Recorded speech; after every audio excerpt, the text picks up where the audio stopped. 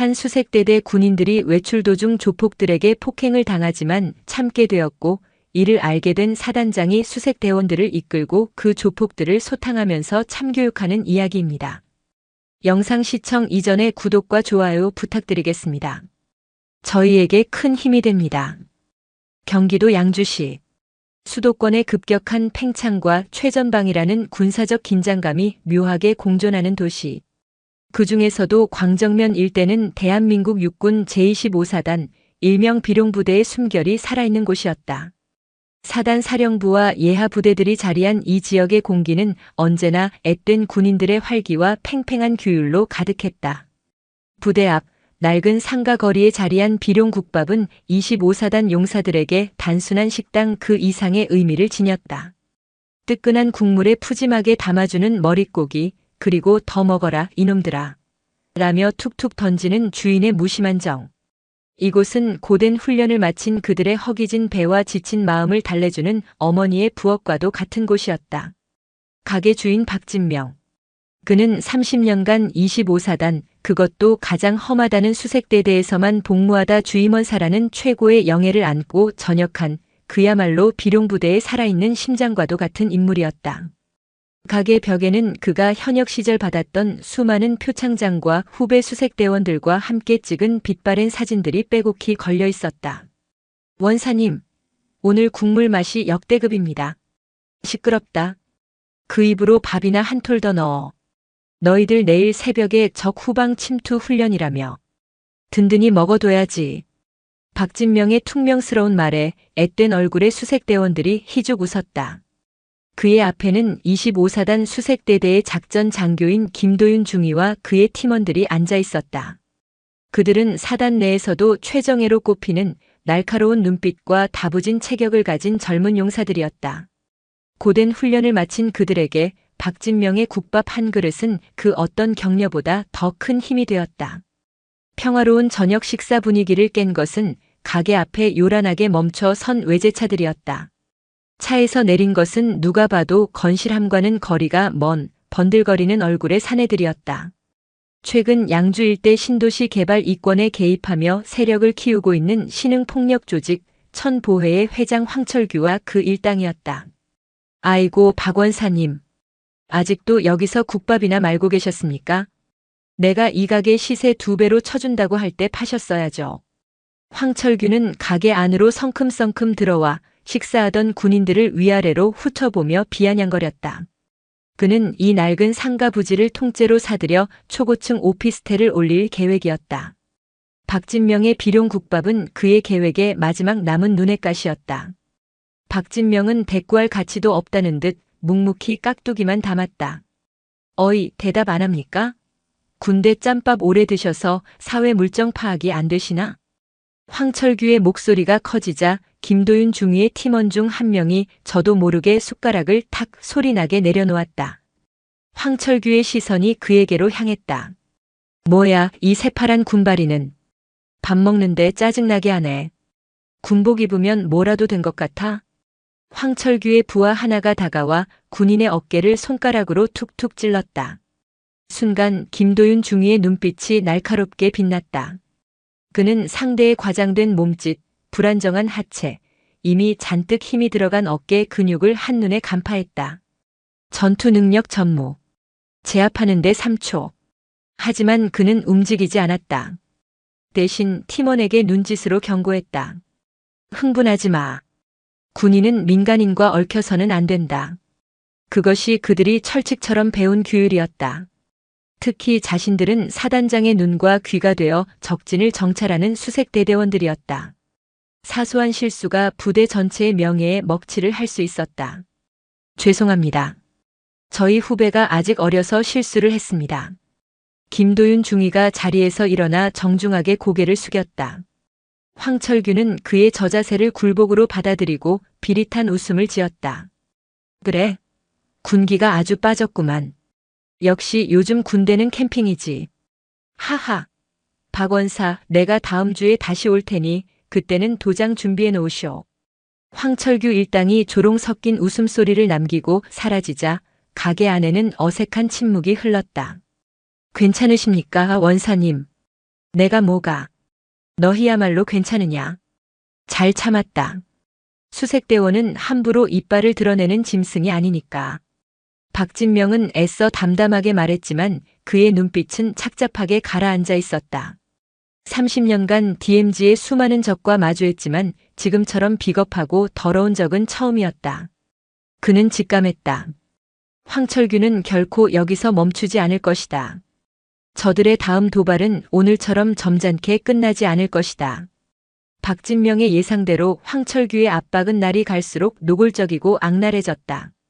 그는 조직원들을 동원해 가게 앞에서 소란을 피우고 있지도 않은 위생 문제를 구청에 허위로 신고하는 등 비열한 방법으로 비룡국밥을 괴롭혔다.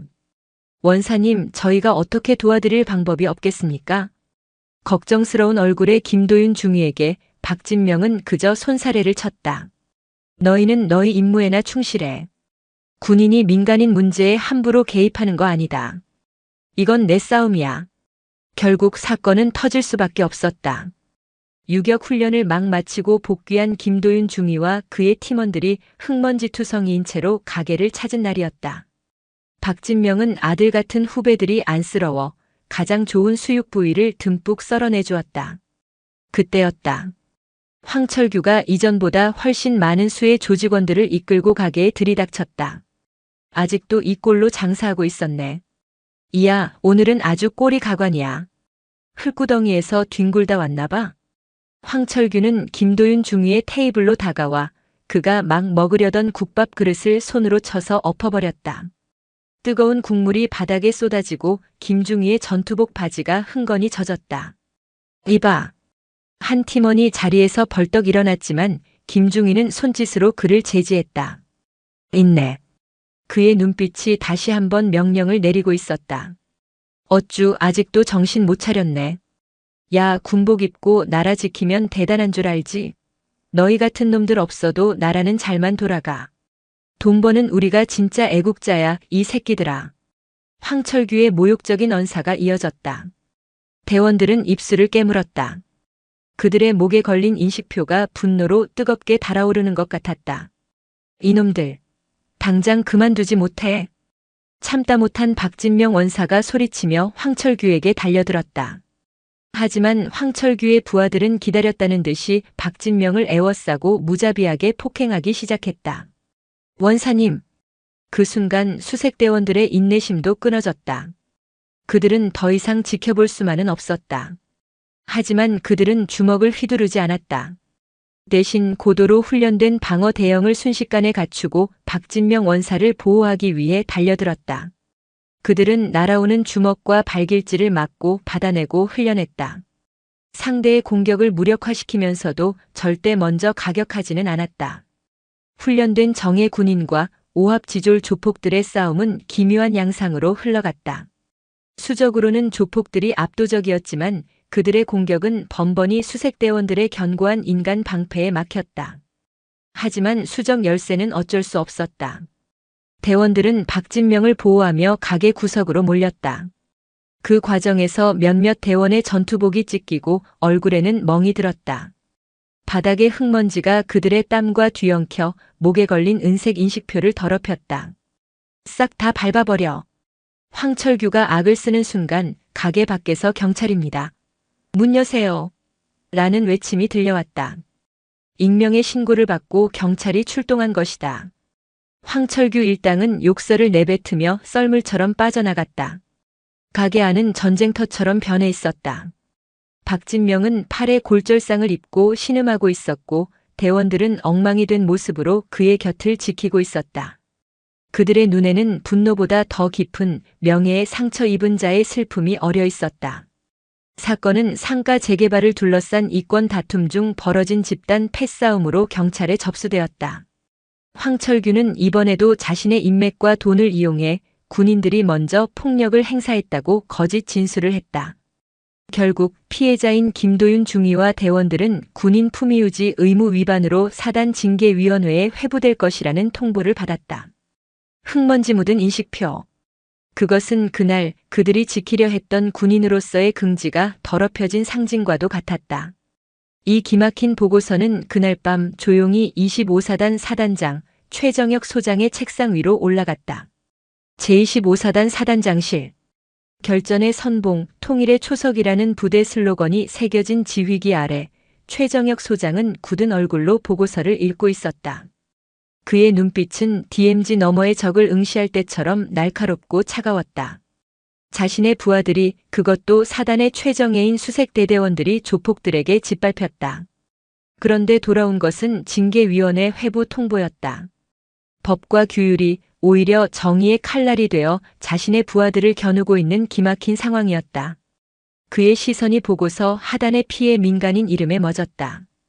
박진명 25사단 수색대대 주임원사. 최정혁의 뇌리 속으로 20년 전 비가 억수같이 쏟아지던 DMZ의 어느 밤이 섬광처럼 스쳐 지나갔다. 당시 수색 중대장이었던 젊은 최정혁 대위는 매복 작전 중 적의 기습을 받아 부대원들과 함께 고립되었다. 방향 감각을 상실하고 우왕좌왕하던 절체절명의 순간 그의 곁을 지키던 한 노련한 고참 하사가 그의 멱살을 잡고 소리쳤다. 정신 차리십시오, 중대장님. 교범은 책상에나 있는 겁니다. 여긴 땅의 소리를 들어야 삽니다. 그가 바로 박진명 하사였다. 박진명은 동물적인 감각으로 퇴로를 확보했고 그의 지혜 덕분에 중대는 전원 무사히 귀환할 수 있었다. 박진명은 단순한 부사관이 아니었다. 최정혁에게는 스승이자 전우이자 생명의 은인이었다. 그런 그가 그리고 그의 국밥을 먹고 자란 자신의 아들 같은 부하들이 당한 일이었다. 이것은 단순한 폭행 사건이 아니다. 이것은 우리 25사단 전체의 명예에 대한 공격이다. 최정혁은 나지막이 은졸였다. 그의 안에서 오랫동안 잠자고 있던 비룡이 분노하며 깨어나고 있었다. 비서실장, 수색대대장 즉시 호출해. 그의 목소리는 조용했지만 그 안에 담긴 무게는 사단 전체를 뒤흔들기에 충분했다. 잠시 후 수색대대장 오상현 중령이 사단장실로 들어섰다. 사단장님 부르셨습니까? 최정혁은 말없이 보고서를 그에게 건넸다. 보고서를 읽는 오중령의 주먹이 부들부들 떨렸다. 자네 부하들이, 내 아들들이 피를 흘렸다. 그런데 우리는 지금 그들의 상처에 소금을 뿌리려 하고 있어. 자네 생각은 어떤가? 명령만 내려주십시오, 사단장님. 저희 수색대대는 언제든 준비되어 있습니다. 오상현 중령의 대답에 최정혁의 입가에 결연한 미소가 떠올랐다. 그는 책상 서랍을 열어 그 안에 고이 간직해온 자신의 전역 지원서를 꺼내 올려놓았다. 모든 책임은 자신이 지겠다는 지휘관의 각오였다. 작전명 비룡의 발톱. 목표는 양주시 일대 천보의 본거지 소탕. 주동자 황철규를 포함한 핵심 조직원 전원을 무력화하고 범죄 증거를 확보한다. 최정혁은 작전 지도를 펼쳤다.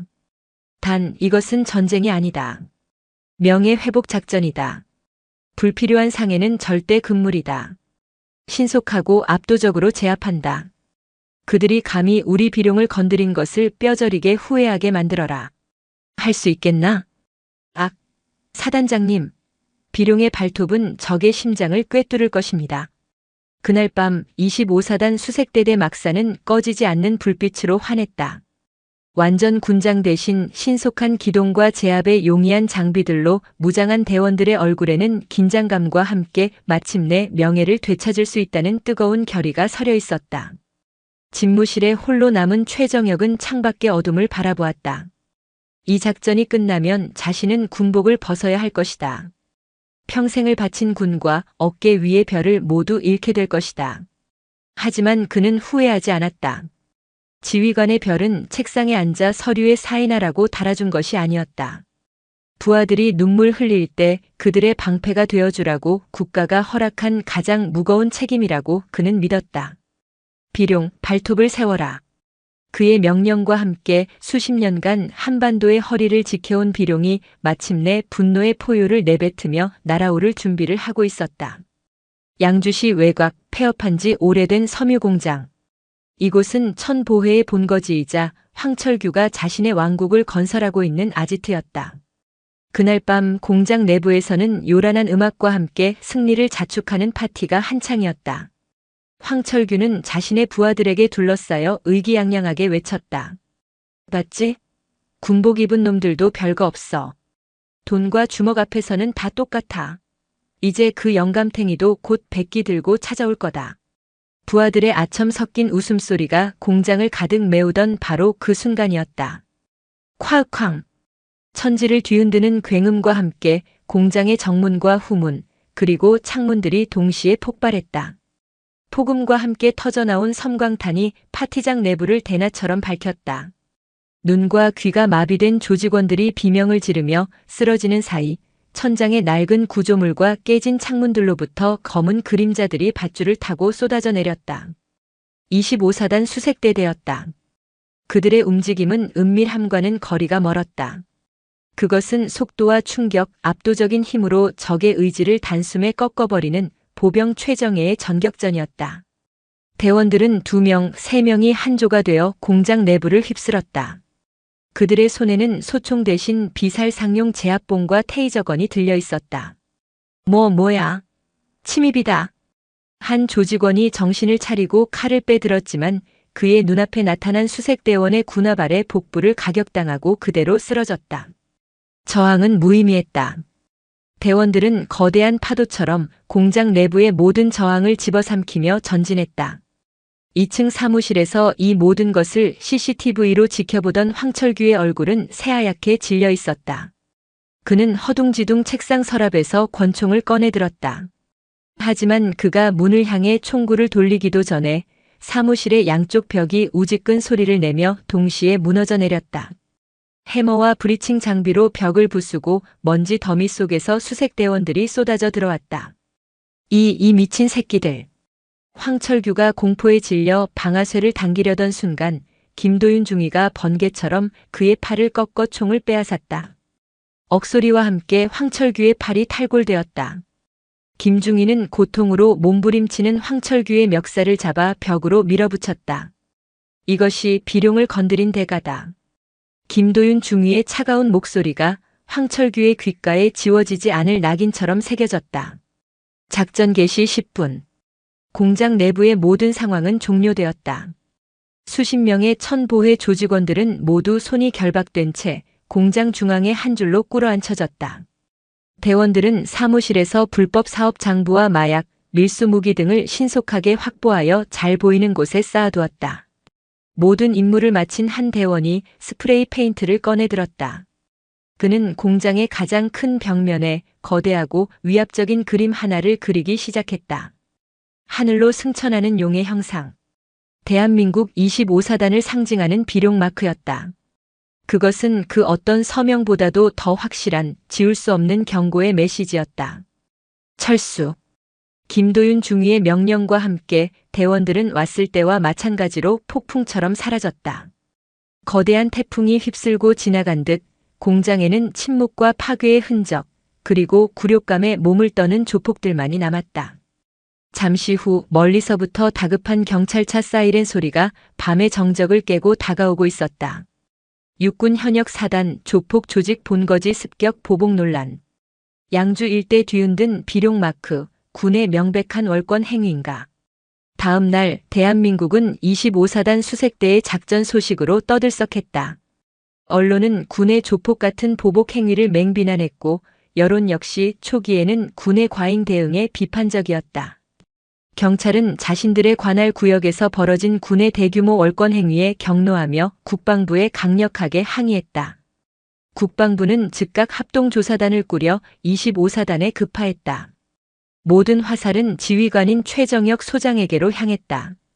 자네 기어이 일을 저질렀구먼. 자네의 별이 내 국밥 한 그릇보다 못하단 말인가. 박진명 원사는 뉴스 속보에 그려진 선명한 비룡 마크를 보며 참담한 심정으로 은조렸다. 그는 자신의 오랜 전우가 자신과 후배들을 위해 어떤 선택을 했는지 깨달았다. 감사함과 동시에 그의 희생에 대한 무거운 죄책감이 심장을 짓눌렀다.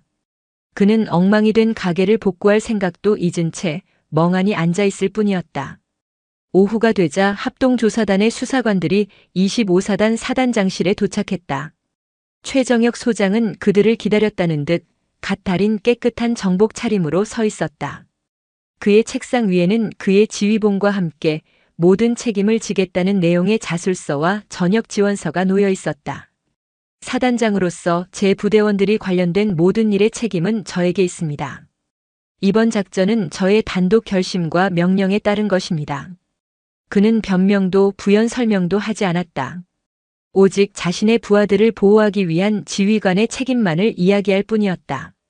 최정혁 소장은 그날부로 직위가 해제되었고 국방부 본부로 이송되어 조사를 받게 되었다. 그가 평생을 바친 사단 사령부를 나서는 마지막 순간 그는 걸음을 멈추고 사령부 광장에 개양된 부대기를 올려다보았다. 거친 바람 속에서도 맹렬하게 펄럭이는 비룡의 깃발. 그는 그 깃발의 명예를 지켰다고 스스로에게 되뇌었다. 하지만 그 대가는 너무나도 컸다. 여론은 싸늘했다. 국민들은 조폭을 소탕한 것 자체는 통쾌하게 생각했지만 군대가 정식법 절차를 무시하고 사적인 감정으로 실력 행사를 한 것에 대해서는 강한 거부감을 보였다. 최정혁은 명예로운 군인이 아닌 법 위에 군림하려 한 독선적인 지휘관으로 비치고 있었다. 폭풍은 이제 막 구름을 몰고 오고 있었다. 그를 변호해 줄 사람은 아무도 없는 듯 했다. 법과 여론 그리고 그가 충성을 바쳤던 군 조직마저 그에게 등을 돌리고 있었다. 비룡은 날아올랐지만 이제 그 거대한 날개가 꺾일 일만 남아있는 것처럼 보였다. 최정혁 소장이 구속 수사를 받게 되자 유치장에 있던 황철규는 기세등등해졌다. 그는 언론과의 인터뷰를 자청해 자신이 군의 무자비한 폭력에 희생된 피해자라며 눈물로 호소했다. 저는 그냥 사업가일 뿐입니다. 그런데 군인들이 장군이 시켰다면서 저와 제 직원들을 죽이려고 했습니다. 여기가 민주주의 국가 맞습니까? 그의 교활한 연기에 여론은 더욱 악화되었다. 군부 독재의 망령이라는 자극적인 단어까지 등장했다. 이러한 상황을 가장 참을 수 없었던 것은 비룡이라는 이름 아래 청춘을 보냈던 25사단 예비역들이었다. 그들은 누구보다 박진명 원사의 인품과 최정혁 소장의 강직함을 잘 알고 있었다. 이대로 우리 사단장님과 주임원사님의 명예가 더럽혀지는 것을 보고만 있을 수는 없습니다. 25사단 전우회가 움직이기 시작했다. 그들은 성명서를 내고 인터넷 카페와 SNS를 통해 사건의 진실을 알리려 애썼지만 이미 기울어진 여론을 뒤집기엔 역부족이었다. 반전의 계기는 아주 사소한 곳에서 찾아왔다. 사건의 진실을 파헤치기 위해 비룡국밥을 찾아온 한 젊은 기자가 있었다. 그는 폐허처럼 변한 가게 안을 둘러보다 부서진 테이블 밑에서 낡고 작은 액자 하나를 발견했다. 흙먼지가 묻고 유리가 깨져 있었지만 그 속의 사진은 온전했다. 사진 속에는 앳된 얼굴의 두 군인이 진흙탕을 뒤집어 쓴 채 서로 어깨동무를 하고 환하게 웃고 있었다. 한 명은 갓 부임한 대위 계급장을 단 최정혁이었고 다른 한 명은 분대장 견장을 찬 늠름한 모습의 박진명이었다. 이 사진은? 기자의 질문에 가게를 정리하던 박진명 원사가 무심하게 대답했다. 아, 저 양반이 중대장으로 처음 와서 DMZ에서 길 잃고 고생할 때요. 내가 찾아내서 업고 나왔지. 그때 저 양반이 그랬으쇼. 이 빚은 죽어서라도 갚겠다고. 허허 웬걸. 아주 자기 별을 떼어서 갚을 줄은 몰랐지. 그 순간 기자의 눈이 번뜩였다. 그는 이 사건의 본질이 군의 월권이나 보복이 아니라 30년을 이어온 두 군인의 전우애와 의리에 있다는 것을 직감했다. 다음 날 그의 기사가 인터넷 포털 메인에 올라왔다. 단독 비룡국밥에서 발견된 30년 전 사진 한 장 장군과 주임원사의 약속. 기사는 자극적인 사건 대신 30년 전 DMZ에서의 일화와 박진명 원사가 묵묵히 후배 군인들의 밥을 지어온 사연 그리고 최정혁 소장이 자신의 생명의 은인이자 존경하는 선배를 위해 모든 것을 건 이야기를 담담하게 풀어냈다. 기사의 마지막은 낡은 흑백 사진 한 장이 장식했다. 파장은 엄청났다. 기사는 순식간에 수십만 건의 좋아요를 받으며 퍼져나갔다. 사람들은 비로소 사건의 이면에 숨겨진 진짜 이야기에 귀를 기울이기 시작했다. 폭력적인 장군의 이미지는 의리 있는 진짜 사나이의 모습으로 변해갔다. 네티즌들은 황철규가 과거에 저지른 악행들을 파헤쳐 공유하기 시작했고 비룡국밥을 돕자는 시민들의 자발적인 후원 운동이 일어났다. 징계위원회 회부를 기다리며 부대에 격리되어 있던 김도윤 중위와 그의 팀원들도 이 기사를 보았다. 그들은 자신들이 왜 그날 모욕을 참고 인내해야만 했는지 세상이 알아준다는 사실에 뜨거운 눈물을 흘렸다. 한 장의 낡은 사진. 그것은 법정의 그 어떤 증거보다도 더 강력하게 사람들의 마음을 움직이고 있었다. 꺼져가던 비룡의 명예가 이제 막 다시 타오르기 시작한 것이다. 여론이라는 바람의 방향이 서서히 바뀌고 있었다. 군사법정. 여론의 뜨거운 관심 속에 재판이 다시 시작되었다. 법정의 공기는 이전과 완전히 달랐다. 방청석은 25사단 예비역들과 비룡국밥의 사연에 감동한 시민들로 가득 차 군 검찰을 압박하는 무언의 함성을 보내고 있었다. 군 검찰은 당혹스러웠다. 그들이 공들여 만든 오만한 장군의 불법적 보복이라는 프레임은 낡은 사진 한 장과 그 속에 담긴 이야기에 의해 힘을 잃었다. 하지만 그들은 물러설 수 없었다. 어떻게든 최정역의 유죄를 입증하여 무너진 군의 기강과 검찰의 체면을 세워야 했다. 그들은 첫 증인으로 황철규를 다시 내세웠지만 이는 최악의 자충수가 되었다. 증인 며칠 전 언론 인터뷰에서 군인들에게 무자비한 폭행을 당했다고 주장했는데 사실입니까? 변호인의 반대 신문에 황철규는 뻔뻔하게 대답했다. 네, 사실입니다. 저는 피해자입니다. 그렇습니까? 그럼 이 사진을 봐주십시오. 변호인은 증거물로 비룡국밥의 CCTV 영상을 제출했다. 경찰의 초기 부실 수사 때는 확보되지 않았던 박진명 원사가 자체적으로 설치해둔 영상이었다. 화면 속에는 황철규 일당이 어떻게 국밥을 엎고 박진명 원사를 폭행하며 군인들을 일방적으로 모욕했는지가 생생하게 담겨 있었다. 이 영상에 대해 어떻게 생각하십니까, 증인? 저건 조작된 겁니다. 음모입니다. 황철규가 당황하며 소리쳤지만 그의 위증은 만천하에 드러난 후였다. 재판정은 그의 위증에 대한 처벌을 검토하겠다며 그를 퇴정시켰다. 뒤이어 증인석에 오른 이는 박진명 원사였다. 그는 30년 전 그 낡은 사진을 품에 안고 증언대에 섰다. 그는 말을 잘하는 사람도 법을 아는 사람도 아니었다. 그는 그저 한평생을 군인으로 살아온 자신의 삶과 전후에 대해 이야기했다. 재판장님, 저는 똑똑한 사람이 아닙니다. 제가 아는 건 국밥을 끓이고 나라를 지키는 것뿐입니다. 저 사진 속의 젊은 최정역 대위는 그때나 지금이나 변한 게 하나도 없습니다. 늘 자기 자신보다 부하를 먼저 생각하고 원칙을 목숨처럼 지키던 그런 군인이었습니다. 그는 최정역을 바라보았다. 그런 그가 왜 군복을 벗을 각오까지 하면서 이런 일을 벌였겠습니까? 법이 세상이 제 아들 같은 저 젊은 군인들의 상처를 외면했기 때문입니다. 그는 자신의 별을 던져 무너진 부대의 명예를 지키려 했을 뿐입니다. 만약 그것이 죄라면 그 죄는 저를 구해준 30년 전 그날부터 시작된 것입니다. 부디 모든 벌은 저에게 내려주십시오. 박진명 원사의 진심 어린 증언에 방청석 곳곳에서는 눈물을 훔치는 이들이 늘어났다. 마지막으로 증언대에 선 사람은 김도윤 중이었다. 검사님은 저희가 왜 저항하지 않았는지 물으셨습니다. 저항은 쉬운 길입니다. 저희는 그보다 더 어려운 길을 택했을 뿐입니다. 수색대원에게 자신의 감정을 통제하고 부대의 명예를 지키는 것은 적진에 침투하는 것보다 더 중요한 임무입니다. 저희는 그 임무를 완수했습니다. 그리고 사단장님께서는 저희가 지켜낸 그 명예에 대한 응답을 주셨을 뿐입니다. 그의 증언은 최정역의 작전이 사적인 보복이 아니라 부하들의 명예로운 인내에 대한 지휘관의 공식적인 응답이었음을 명확히 했다.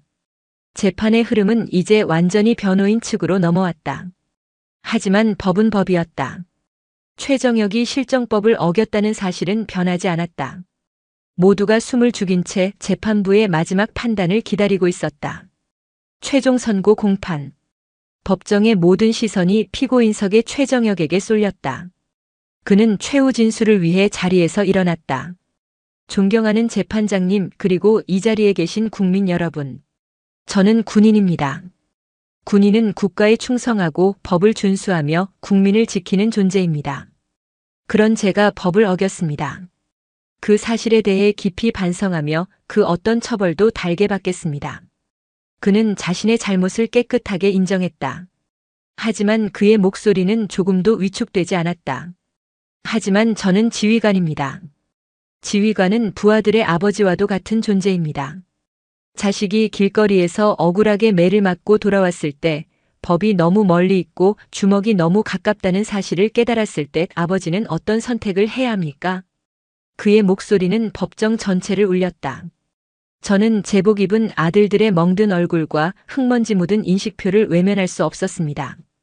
그것은 저의 양심이 제가 평생을 지켜온 군인으로서의 명예가 허락하지 않았습니다. 저는 법을 어기는 대신 제 부하들을 택했습니다. 그리고 그 선택에 대해 단 한치의 후회도 없습니다. 그는 진술을 마치며 방청석에 앉은 자신의 부하들을 향해 외쳤다. 그것은 피고인의 최후 진술이 아니라 지휘관의 마지막 명령과도 같았다. 25사단 수색대대 용사들, 그리고 대한민국의 모든 군인들에게 고한다. 그대들의 명예는 그 어떤 것보다도 소중하다. 스스로의 명예를 지키는 것을 부끄러워하지 마라. 그리고 국민 여러분, 여러분의 아들들을 믿어주십시오. 그들은 세상에서 가장 명예로운 군인들입니다. 이상. 진술이 끝나자 법정은 숙연한 침묵에 휩싸였다. 잠시 후 재판장이 무거운 입을 열었다. 피고 최정혁 직권 남용과 공동상해교사 혐의에 대해 유죄를 인정한다. 방청석에서 짧은 탄식이 흘러나왔다. 다만 재판부는 피고인의 범행 동기가 지극히 명예롭고 공권력의 부재라는 특수한 상황이었음을 깊이 참작한다. 또한 피고가 평생을 국가에 헌신한 점과 이번 사건으로 이미 가장 큰 처벌인 군복을 벗게 된 점을 고려하여 피고에게 징역 1년의 선고를 유예한다. 선고유예. 실질적인 무죄 판결이었다. 법이 내릴 수 있는 가장 명예로운 판결이었다. 판결이 끝나자 방청석에서는 최정혁을 연호하는 함성과 함께 뜨거운 박수가 쏟아져 나왔다. 최정혁은 법원 밖으로 나왔다. 그는 더 이상 별을 단 장군이 아니었지만 수많은 시민들의 환호와 격려를 받는 진짜 영웅이 되어 있었다. 인파 속에서 박진명 원사와 김도윤 중위가 그에게 다가왔다. 30년의 세월을 뛰어넘은 3명의 비룡 용사들은 아무 말 없이 서로를 바라보며 뜨겁게 격려를 주고받았다. 비룡 국밥 재판은 우리 사회에 많은 것을 남겼다. 국민들의 뜨거운 지지 속에 국회에서는 군인의 인권을 보호하고 부당한 폭력에 대한 처벌을 강화하는 군인명예보호법이 통과되었다. 황철규와 천보혜 조직원들은 재판 과정에서 드러난 추가 혐의까지 더해져 모두 중형을 선고받고 겁의 심판을 받았다. 그들의 비호 세력이 되어주었던 부패한 공무원들 역시 모두 자리에서 물러나야 했다. 가장 큰 변화를 맞은 곳은 비룡국밥이었다. 전국에서 쏟아진 후원금과 25사단 전우회의 도움으로 가게는 이전보다 훨씬 더 크고 깔끔한 모습으로 재탄생했다. 가게 한쪽 벽에는 30년 전 그 흑백 사진이 전문가의 손길로 복원되어 가장 큰 액자에 걸렸다. 그 아래에는 명예는 녹슬지 않는다라는 문구가 새겨졌다. 이곳은 이제 양주시의 명물이자 군인과 시민이 함께하는 소통의 공간이 되었다. 김도윤 중위는 징계 대신 사단장 표창을 받았고 이듬해 대위로 진급했다. 그는 부대에서 가장 존경받는 지휘관 중 한 명이 되었으며 그의 이야기는 신병교육대의 단골 정신교육 소재가 되었다.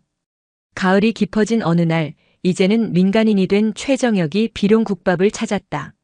어이 최 사장. 이제 장군님이라고 부르면 안 되겠구만. 박진명 원사가 너스레를 떨며 그를 맞았다. 그러는 박 사장도 이제 원사님 아니지 않나. 두 늙은 군인은 예전처럼 마주 앉아 국밥에 소주를 기울였다. TV에서는 자신들의 이야기에서 시작된 군인명예보호법이 시행되었다는 뉴스가 나오고 있었다. 자네 덕에 이제 우리 후배들은 좀 더 어깨 펴고 군 생활하겠지. 아닙니다. 모든 것은 그날의 젊은 중대장님이 지켜온 신념 덕분입니다. 두 사람은 말없이 잔을 부딪혔다. 그들의 명예는 결코 녹슬지 않았다. 오히려 시간 속에서 더욱 단단하고 영롱하게 빛나고 있었다. 2년 후, 대한민국은 그들의 희생과 용기를 잊지 않았다. 최정혁은 자신의 경험과 경력을 살려 한반도 평화안보 연구소라는 민간 연구단체를 설립했다. 그는 이제 총칼이 아닌 지식과 전략으로 나라를 지키는 새로운 길을 걷고 있었다.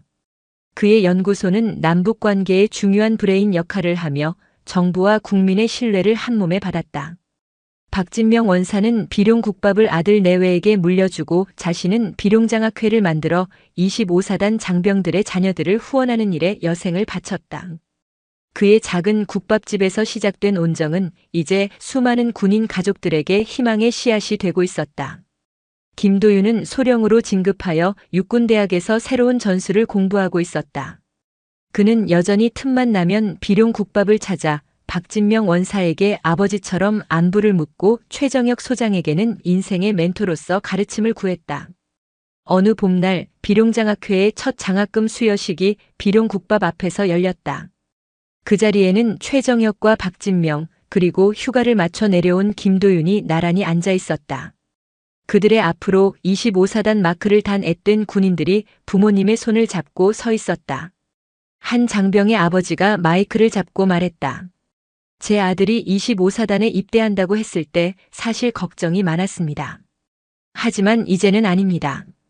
최정혁 장군님과 박진명 원사님 같은 분들이 지켜온 부대라면 제 아들의 청춘을 기꺼이 맡길 수 있습니다.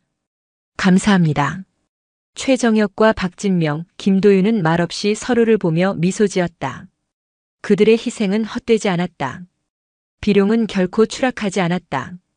잠시 땅에 내려앉았을 뿐 이제 더 높고 넓은 하늘을 향해 다시 날아오르고 있었다. 가게 벽에 걸린 30년 전 흑백 사진 속 젊은 두 군인의 웃음이 오늘의 햇살 아래 더욱 찬란하게 빛나고 있었다. 비룡의 심장은 그렇게 다음 세대의 가슴 속에서 더욱 뜨겁게 뛰고 있었다. 오늘도 시청해 주셔서 감사합니다. 영상이 즐거우셨다면 구독과 좋아요 부탁드리겠습니다.